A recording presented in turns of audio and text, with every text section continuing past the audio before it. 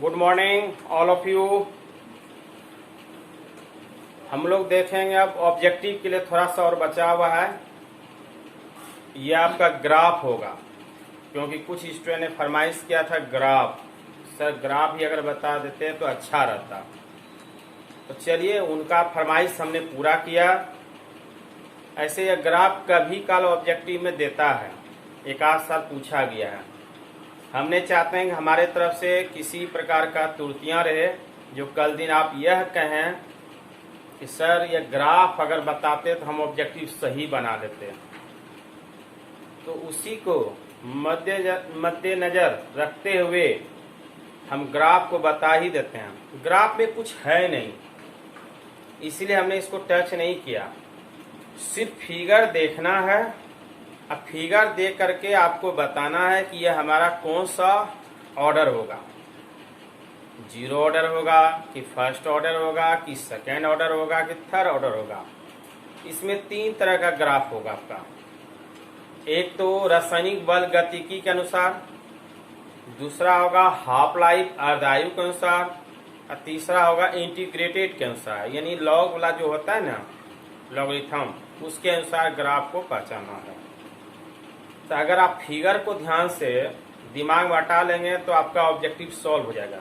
यह कभी काल पूछा जाता है एग्जाम में, कोई नेसेसरी इतना नहीं है कि इसका पूछवे करेगा, ऐसी कोई बात नहीं है। और ऑब्जेक्टिव के लिए ऐसा कोई गारंटी होता भी नहीं है। तो चलिए, हम लोग समय को देखते हुए हम बताते हैं क्या है। खाली हल्का टच कर देंगे, आपको समझ में आ जाएगा। तो देख रहे हैं ग्राफ्स ऑफ केमिकल काइनेटिक, लिख दिया रासायनिक बल गतिकी का ग्राफ, और हमने यहाँ दे भी दिया ऑब्जेक्टिव के लिए। ध्यान से खाली देखते जाइए, बाकी आपका जो है यह ओठ पे आ जाएगा। जब भी ग्राफ होगा तो स्टार्टिंग होगा जीरो ऑर्डर से, शून्य कोटि अभिक्रिया के लिए। तो शून्य कोटि अभिक्रिया के लिए ग्राफ कैसे होगा, जैसे देखिए कि यह आपका जो है फिगर है, जिसको कहते हैं एक्स और वाई मानते हैं। यहाँ पे मूल बिंदु जो होता है, तो उतना हमको लेकर लिखना नहीं है। सीधा यह अभिक्रिया होता है, रिएक्टेंट्स, और यह अभिक्रिया की दर होता है। ठीक है, रिएक्टेंट मतलब क्या होता है, विकारक रेट। तो रिएक्टेंट को हमने क्या किया, आर से डिनोट कर दिया, और रेट जो दर होता है रेट लिख दिया हमने। इसी तरह का फिगर रहेगा ऑब्जेक्टिव में। अब फिगर ऐसे दिया रहेगा, इस तरह से दिया रहेगा। अब यह कहेगा ऐसे दे दिया ऑब्जेक्टिव में, चार विकल्प दे देगा, यह जीरो ऑर्डर का है कि फर्स्ट ऑर्डर का है कि सेकेंड ऑर्डर का है कि थर्ड ऑर्डर का।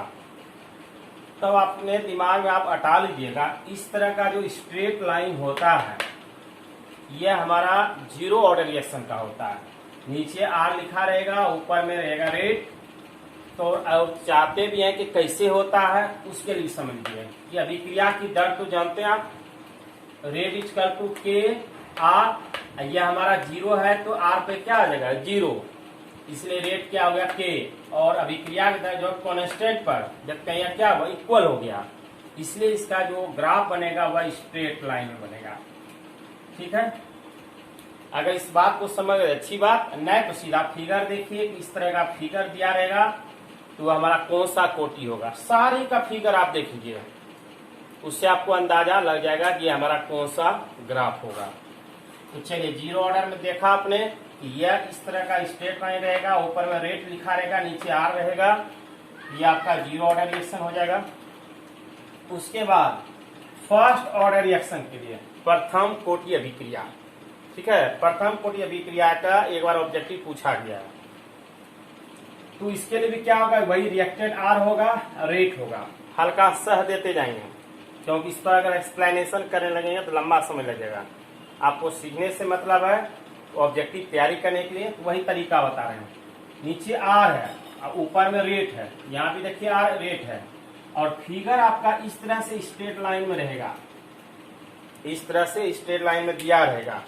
ठीक, तब यह हमारा कौन सा ऑर्डर रिएक्शन होगा, फर्स्ट ऑर्डर रिएक्शन होगा। बस यही विकल्प आपको चूज करना है कि हमारा कौन सा ऑर्डर रिएक्शन होगा, तो फर्स्ट ऑर्डर होगा। अब आप कहेंगे कैसे, तो सीधा वही जानते हैं, रेट इक्वल टू के आर, इस पर क्या दिया रहेगा, 1। अब 1 दिया रहेगा, इसका मतलब क्या होगा, फर्स्ट ऑर्डर रिएक्शन होगा। क्लियर हो गया। सेकेंड ऑर्डर रिएक्शन के लिए फिगर देखिए, सेकेंड ऑर्डर रिएक्शन के लिए, ठीक। अब सेकेंड ऑर्डर रिएक्शन के लिए क्या होगा, यहां पर फिगर दिया रहेगा आपको इस तरह से स्ट्रेट लाइन में, ठीक है। अब यहां दिया रहेगा आर स्क्वायर, यहां था 1 था तो 1 का इससे स्पष्ट पता चल रहा है, यहाँ होगा 2, इसका मतलब क्या होगा, सेकेंड ऑर्डर होगा। तो यह हम तुरंत ऑब्जेक्टिव में चूज कर लेंगे, हमारा यह कौन सा कोटि होगा, सेकेंड ऑर्डर। यही सबसे जबरदस्त ट्रिक है। और बाकी ऊपर में रेट लिखा रहेगा तो वही होगा रेट Kr/2, जो जानते आ रहे हैं, थ्योरी पढ़े हैं। तो क्लियर हो गया। अब थर्ड ऑर्डर का नहीं पूछा, ज्यादा पूछेगा जीरो ऑर्डर का या तो होगा फर्स्ट ऑर्डर का, लेकिन ऑब्जेक्टिव का कोई ठिकाना नहीं है, हमने सारे को बता दिया। जब बताना चाह ही रहे हैं तो सबको उजागर हम कर देंगे। क्लियर, इसी प्रकार कोई डाउट नहीं रहेगा। अब थर्ड ऑर्डर रिएक्शन के लिए क्या होगा, अगर यहाँ R का 3 है तब आप तुरंत जान गए यह कौन सा ऑर्डर रिएक्शन होगा, थर्ड ऑर्डर। और इसका भी जो फिगर होगा यह भी स्ट्रेट लाइन में होगा, तो वही लिखा हमने रेट Kr3। चलिए इस पर ज्यादा चर्चा नहीं करेंगे, सीधा फिगर से पता लगा लिएगा। यहाँ कैसा लिखा रहेगा, तो यह आपका हो गया सिंपल सा जीरो ऑर्डर, यानी शून्य कोटि अभिक्रिया के लिए, प्रथम कोटि अभिक्रिया के लिए, द्वितीय कोटि अभिक्रिया के लिए, तृतीय कोटि अभिक्रिया के लिए। कॉन्सेप्ट क्लियर हो गया। अब चलेंगे, इस सब का हमने व्यंजक निकाला था, सूत्र भी आपने देखा था। अब इस सब का अर्ध आयु होता है, हाफ लाइफ, अर्ध आयु। थ्योरी तो पढ़े हैं, उतना तो समझाने की जरूरत है नहीं, सिर्फ हल्का सह देंगे हम आपको। अर्ध आयु अभिक्रिया के लिए, हाफ लाइफ रिएक्शन के लिए यहाँ भी चलेगा जीरो ऑर्डर के लिए, जीरो ऑर्डर रिएक्शन के लिए। अब जो इसमें जीरो ऑर्डर रिएक्शन चलेगा, तो देखिए जीरो ऑर्डर रिएक्शन के लिए यानी इसके माथे पे क्या लिखा रहेगा, शून्य। जीरो ऑर्डर रिएक्शन के लिए क्या रहेगा माथे पर, शून्य। तो यहाँ पे टी हाफ अर्ध आयु है, टी हाफ। तो जैसे यहाँ टी हाफ, देखिए इसमें था टी हाफ, नहीं था, इसमें आर के जगह जीरो नहीं हो, जीरो लिखा रहेगा, यहाँ रहेगा सांद्रण, कंसेंट्रेशन, तो जीरो। और जीरो का तो ऐसे भी लिखा नहीं रहता और एक का भी लिखा नहीं रहता, तो चाहे लिखा रहे या ना रहे, लिखा रहे या ना रहे, उससे हमको कोई मतलब नहीं है। हम सीधा जो है पकड़ सकते हैं, टी हाफ दिया हुआ है और यहाँ आर जीरो है या आर डी लिखा रहेगा, यह हमारा कौन सा होगा, जीरो ऑर्डर रिएक्शन का हाफ लाइफ होगा, अर्ध आयु, शून्य कोटि अभिक्रिया का अर्ध आयु। अब चलिए डिस्कशन थोड़ा कर लेते हैं कैसे हुआ। तो सीधी सी बात है, रेट इज कर तो Kr पे जीरो होगा। अब रेट के जगह हम लोग ds लिखते थे, यहाँ पे dr ले लेते हैं, रेट का मतलब r, dr बटे dt इज कर तो k हो गया। r पे जीरो का मतलब क्या आता है, किसी भी डिजिट पे जीरो पावर होता है 1। अब इसको कोना कोनी गुना कर दिया तो dr इज कर तो k dt हो गया।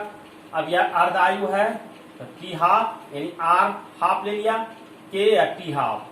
अब देखते हैं अभिक्रिया का सांद्रण जो है यह कांस्टेंट का आधा हो जाता है, इसका मतलब इसका भी फिगर क्या होगा, स्ट्रेट लाइन। अब मतलब रहे या न रहे, हम फिगर देखेंगे टी हाफ आर जीरो, और इस तरह का फिगर दिया रहेगा, समझ जाएंगे यह तो जीरो कोटि अभिक्रिया है, ठीक।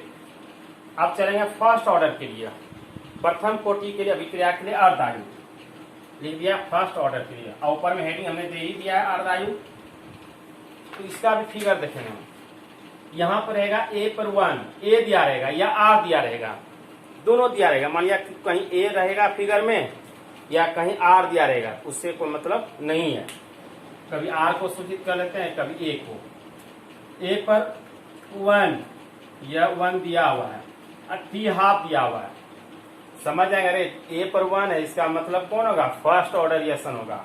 और टी हाफ का मतलब ये होता है अर्ध आयु, तो यह पहचान हो जाएगा फर्स्ट ऑर्डर रिएक्शन का। सिर्फ फिगर को देखना है और ऑब्जेक्टिव में चिन्ह लगाना है कि हमारा कौन सा ग्राफ है। और डिस्कशन करना चाहते हैं तो चलिए, रेट इज कर दो क्या होगा, के आर या के ए पर 1, तो रेट का आर बटे टी 1 हाफ अर्ध आयु है, और के हो जाएगा आर। अब ये आर आर खत्म होगा, के टी हाफ इसका टू क्या हो जाएगा, कॉन्स्टेंट। अब देखिए अर्ध आयु जो है इसका टू कॉन्स्टेंट के बराबर हो गया।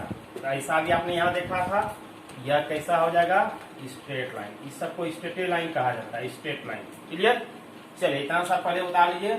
तब फिर थर्ड ऑर्डर देख, सेकेंड ऑर्डर देख लेंगे, थर्ड ऑर्डर देख लेंगे, फिर इंटीग्रेशन का देख लेंगे, सारा ग्राफ बता देंगे। क्लियर? इतना सा पहले कंप्लीट कीजिए।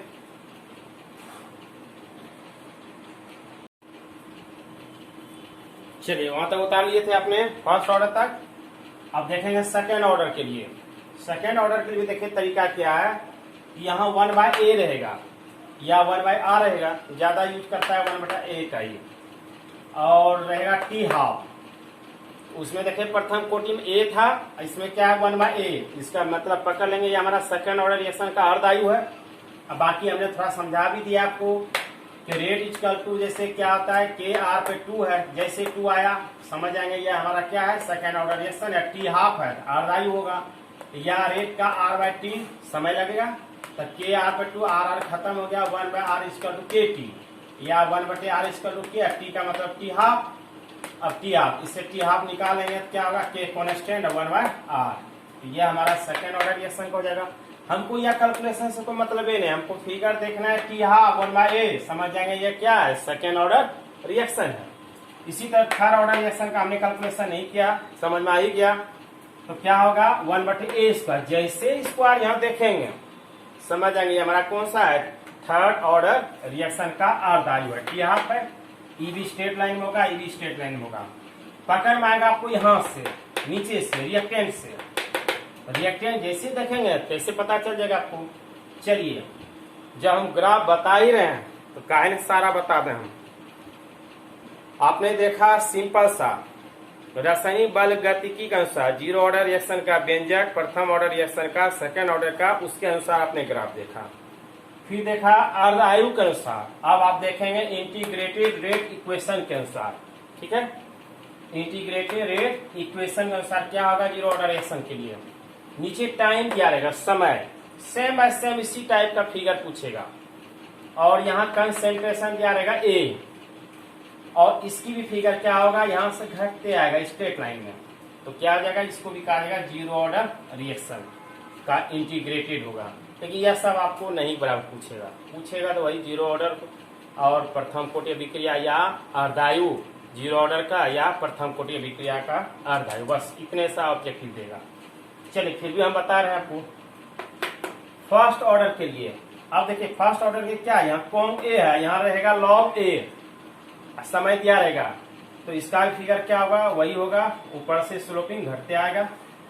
सेकेंड ऑर्डर रिएक्शन के देखिए टाइम दिया रहेगा, यहाँ रहेगा 1/a एक्टिव मास, ये मतलब क्या होता है एक्टिव मास, तो यह भी समझ जाएंगे ये हमारा फिगर कौन सा होगा सेकेंड ऑर्डर रिएक्शन के लिए होगा। अब देखिए थर्ड ऑर्डर के लिए टाइम दिया रहेगा 1/a² रहेगा, तो समझ जाएंगे यह भी हमारा कौन होगा थर्ड ऑर्डर रिएक्शन का इंटीग्रेटेड होगा। ठीक है, यह सारा चीज हमने ऑब्जेक्टिव का जो बचा खुचा था केमिकल काइनेटिक्स का वह भी हमने जो है मन में आत्मा धिक्कार आता है नहीं इसको बताइए दें।